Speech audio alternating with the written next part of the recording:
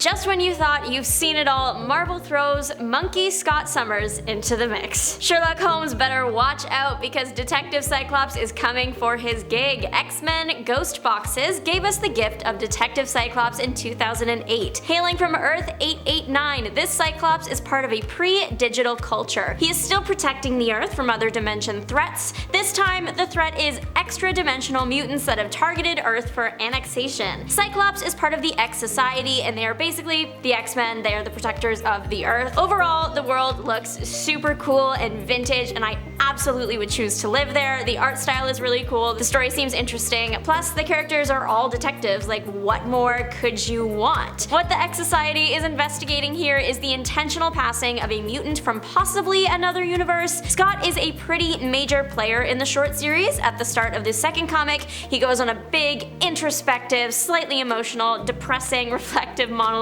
called The Last Testament of Scott Summers. Is Cyclops really still a Cyclops if you replace every piece of him? Remember that thought experiment they brought up in WandaVision, Theseus's paradox? Well, that was Cyclops the X-Sentinel. Earth 1011 exists in the X-Men Millennial Visions. What business do I have bringing up the Theseus thing though? In the comic, it's like a page-long explanation of what's happening and then a big picture of what they just explained. There is a photo of the main X-Men. The attached essay to that picture claims that as the X-Men got older, it was harder for them to heal from battle wounds, but they still wanted to fight and protect the Earth. So they started replacing the parts of themselves too hurt to carry on. Like, the blur breeds, a lower leg or arm is too damaged, no big deal, we'll just replace it. They even downloaded their consciousness into these cybernetic bodies so they could fight forever. Their signature looks were kept so the public knew who was fighting for them, only of course it went wrong. The cybernetic sentinels started breaking down due to an overload of info in their brains and began focusing on their single goal, saving mutant kind. Any threat to mutant kind, even people, had to be eliminated. Is Cyclops still Cyclops if every piece of him is eventually replaced? I think not, but let me know what you think down below. There was once a Cyclops that worked under the Professor X that became Juggernaut. He existed on Earth 905 from Marvel's What If 13. This universe looked pretty bleak for humans. Professor X turning into the Juggernaut caused this whole chain of horrible reactions that led to the Professor crawling out of the rock, a supreme control peacemaker. Mutants ran everything, and humans spent their lives pretty much just living in fear. The Cyclops in this world is married to Jean with 3 kids, and he is still the kind of guy to stand up for all things right and good. So he realizes that humans shouldn't have to live like this, and leaves the Professor Juggernaut's X-Men. So the powers, morals, and love life are pretty much the same as the Scott we know, but this Scott has a different helmet. Instead of the sleek helmet we are used to, he has a bigger one with these like horn-looking things. The Cyclops and X-Men go up against the Professor Juggernaut X-Men and win. Juggernaut gets literally launched into space. There is a reality where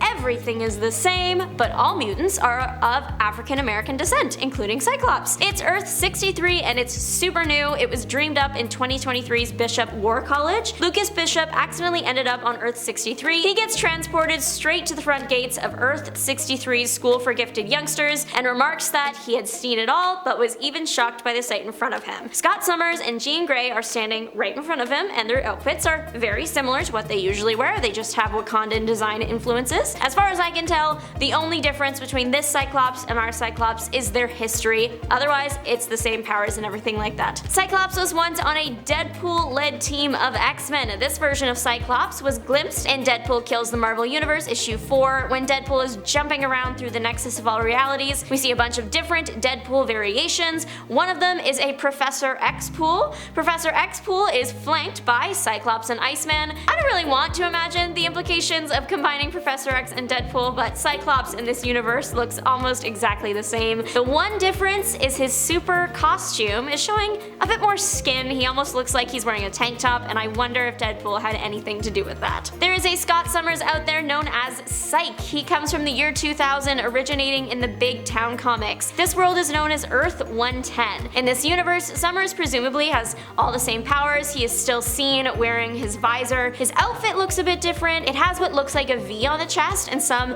enormous shoulder pads. Cyke was part of a gang of mutant thugs called the Mutts. They worked out of and controlled Newark, New Jersey. On Earth 616, Professor X and Cyclops are super close. The professor is like a father to Cyclops. They are a super important relationship in the comics. However, in fact, on Earth 110, they are more likely to scrap with each other. The Mutts often fight with the X Squad. They did fight alongside them once out of necessity when Doctor Doom attacked. After the allyship was over and Doctor Doom was defeated, the Mutts were offered the opportunity to join the super team, the X Squad. However, they refused. There's a Cyclops out there with his eyes positioned vertically instead of horizontally. The first issue of Howard the Duck Volume 6 showed a brief appearance of Cyclops, but he looked a little different. His visor was vertical instead of horizontal. That implies that his eyes were vertical instead of horizontal. We don't know if this is just another mutation that Cyclops has and he's the only one, or if everyone in his world has it. We only see him. In the panel where we see him, this guy opens a wizard portal that shows a bunch of different universes. So we also see an evil Squirrel Girl, a Spider-Gwen Batman, scraggly Captain America, and Duck Iron Man. This Cyclops doesn't have a known universe designation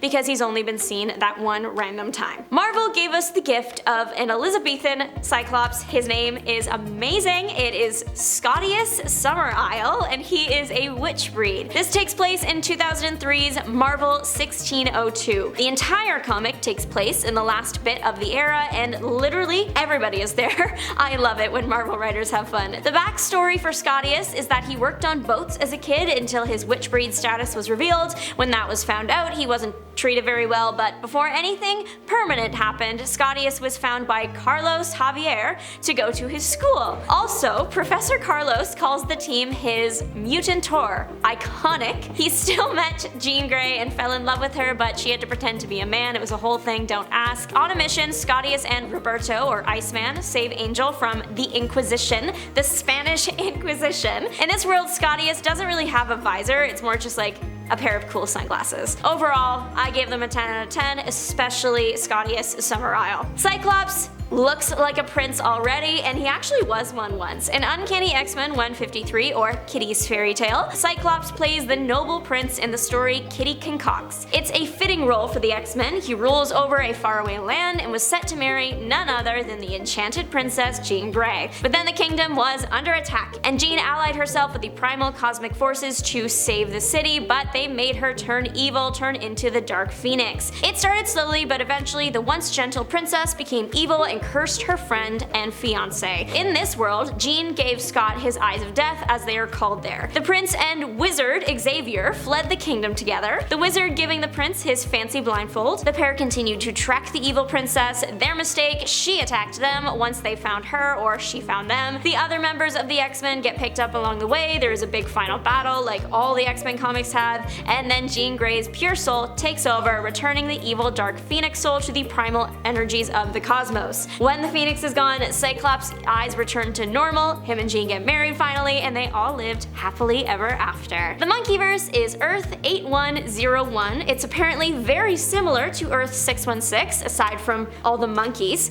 Monkey Cyclops is on the X-Simians. They fought the Beyonder to make this already wild world even wilder. There were vampire invaders at one point, and Monkey Cyclops had to help fight them off. He did so using all the same powers that 616 Cyclops has access to. The Monkeyverse has only shown up a handful of times, mainly in Marvel Apes volumes, which is unsurprising to say the least. I think Monkey Cyclops looks pretty interesting, and I would love to see more of him. Thanks so much for tuning in. Don't forget to like, subscribe, and make your mark on the comment section down below. This is Juliana signing off. Bye!